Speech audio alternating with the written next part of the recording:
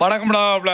தேனியிலேருந்து தூய்மை பணியாளர்களுக்கு இன்றைக்கி அவார்டு, அதே மாதிரி பார்த்திங்கன்னா அவங்களுக்கு பாராட்டு விழா கொடுக்குறாங்க. ரொம்ப ரொம்ப சந்தோஷம். அதே தூய்மை பணியாளர்கள் போராடிக்கிட்டு இருந்தாங்கல்ல, நிரந்தர வேலை வேணும்னு. அன்றைக்கி யாருமே நடிகர்கள் ஒரு குரல் கொடுக்கலையே, அது ஏன் எனக்கு புரிய மாட்டுது. அதுவும் இல்லாமல் அவங்களுக்கு அவார்டு கொடுக்கும்போது அந்த யூனிஃபார்மை போட்டு ஏன் கொடுக்குறீங்க? அந்த யூனிஃபார்மை போட்டு அவங்க வேலை பார்க்குற யூனிஃபார்மை போட்டு எதுக்கு அதை கொடுக்குறீங்க?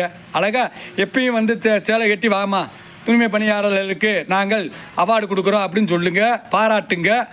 அது எதுக்கு அந்த யூனிஃபார்மை போட்டு தான் நீங்கள் கொடுக்கணுமா? இது எனக்கு என்னமோ தெரியல. ஓட்டுக்காண்டி இந்த நாடக நடிப்புலாம் நடத்துகிறீங்கன்னு நினைக்கிறேன். அன்றைக்கி அவ்வளோ போராடிக்கிட்டு இருந்தாங்க, எல்லோரும் விரட்டுனாங்க. தூய்மை பணியாளர்களாக எல்லோரும், என் அக்கா, என் தங்கச்சி, என் சகோதரன் எல்லாத்தையுமே விரட்டுனாங்க. அன்றைக்கி யாருமே ஒரு குரல் கொடுக்கல நடிகர்கள். இன்றைக்கி அப்படியே கட்டி பிடிக்கிறது, ஃபோட்டோ எடுக்கிறது, இது பண்ணுறது. இந்த எலெக்ஷன் டயத்தில் தூய்மை பணியாளர்களை யூனிஃபார்மோடு கொடுத்தோம்னா நம்மளுக்கு ஓட்டு கிடைக்குங்கிறது ஒரு எண்ணம் உங்களுக்கு.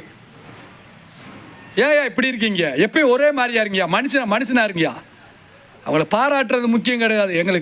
எங்களுக்கு நிரந்தர வேலை வேணும்னு அன்னைக்கு இருந்து போராடிக்கிட்டு இருந்தாங்க தூய்மை பணியாளருக்கு. யாராச்சும் ஒரு ஆள் குரல் கொடுக்கல. செய்தியில் கூட எவனும் அதை நியூஸை போடலை அதிகமாக. திருந்த பாருங்கயா, நம்ம தமிழ்நாட்டில் இந்த மாதிரிலாம் நடக்குது.